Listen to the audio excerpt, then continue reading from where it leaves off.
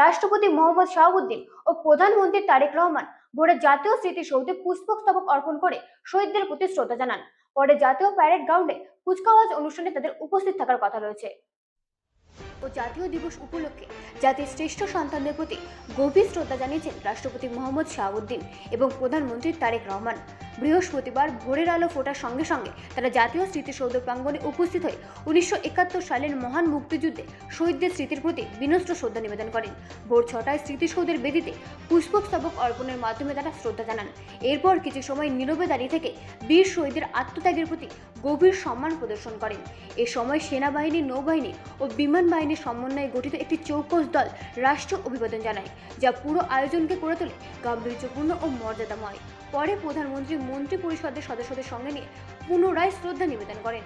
প্রধানমন্ত্রীর press wing সূত্রে জানা গেছে, সাভার থেকে ঢাকায় ফেরার পথে সকাল 7টার মধ্যে তিনি জিয়াউর রহমানের সমাধি প্রাঙ্গণে গিয়ে শহীদ রাষ্ট্রপতি জিয়াউর রহমান, বীর উত্তম এবং সাবেক প্রধানমন্ত্রী খালেদা জিয়ার প্রতি শ্রদ্ধা জানাবেন।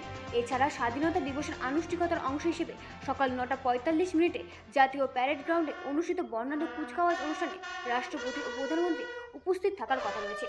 স্বাধীনতার 56তম বার্ষিকীতে এই শ্রদ্ধা নিবেদন জাতির আত্মত্যাগ, গৌরব ও অর্জনের ইতিহাসকে নতুন করে স্মরণ করিয়ে দেয়। Bureau report, Rajiv news network.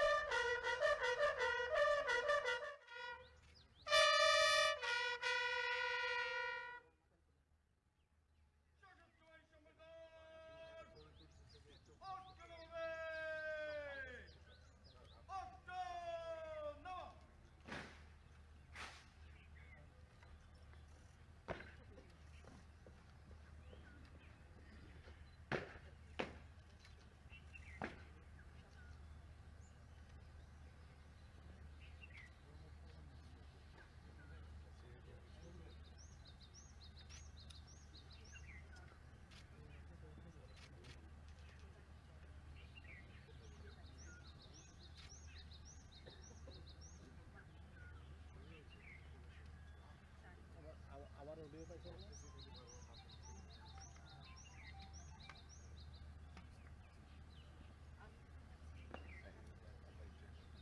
সব কিছু ঠিক আছে না?